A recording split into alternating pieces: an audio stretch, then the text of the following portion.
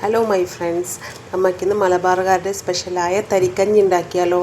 അതങ്ങനെ ഉണ്ടാക്കുന്നത് കാണിച്ചു തരാം കേട്ടോ. ഭയങ്കര സിമ്പിളാണേ. അതിനായിട്ട് ഞാൻ പാലിവിടെ ചൂടാക്കാൻ വേണ്ടി വെച്ചിട്ടുണ്ട് കേട്ടോ.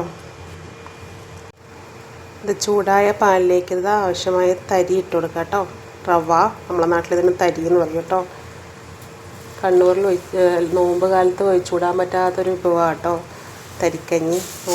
നോമ്പ് കുറയ്ക്കാൻ വേണ്ടിയിട്ട് ഇത് ഉണ്ടാക്കും കേട്ടോ. നമുക്കിതിന് ആവശ്യമായ പഞ്ചസാര ഇട്ട് കൊടുക്കാം കേട്ടോ. നന്നായി ഇളക്കി കൊടുക്കണം കേട്ടോ, അല്ലെങ്കിൽ അടിക്ക് പിടിക്കുവേ. നന്നായിട്ടൊന്ന് ഇളക്കി കൊടുക്കണം. പെട്ടെന്ന് ഉണ്ടാക്കിയെടുക്കാൻ വേണ്ടി പറ്റും കേട്ടോ. പെട്ടെന്ന് ഉണ്ടാക്കിയെടുക്കാൻ പറ്റിയൊരിതാണ്. നല്ല രസമാണ് കേട്ടോ, ടേസ്റ്റാണ് ഇത് കുടിക്കാൻ വേണ്ടിയിട്ട്. ഒരു പായസമൊക്കെ പോലെ ഉണ്ടാവും കേട്ടോ. കുടിക്കുമ്പോൾ ഒരു പായസത്തിൻ്റെ എല്ലാം ഒരു ടേസ്റ്റ് കിട്ടും. പക്ഷെ ഒരു ഡ്രിങ്കാണിത് കേട്ടോ. നമ്മൾ നോമ്പിനൊക്കെ ഒരു ക്ഷീണമൊക്കെ അകറ്റാൻ വേണ്ടിയിട്ട് ഇത് അധികം ഉണ്ടാക്കും കേട്ടോ. നമുക്കിനി ഇതിലേക്ക് ഏലക്ക ഇട്ട് കൊടുക്കാം കേട്ടോ. കറുവാപ്പട്ട ഇടൂല, ഞാൻ ജസ്റ്റ് ഒന്ന് ഇട്ട് കൊടുക്കുന്ന കേട്ടോ. ഇതാ നമ്മൾ തരിക്കഞ്ഞിയുടെ തിളച്ച് വന്നിട്ടുണ്ട് കേട്ടോ. ഇതിലേക്ക് ഉള്ളി വറുത്തിടണം കേട്ടോ.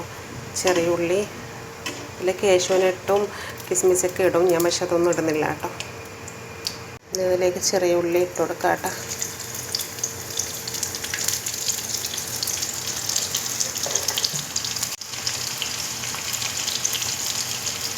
ഇതിലേക്ക് ഒഴിച്ചു കൊടുക്കാം കേട്ടോ.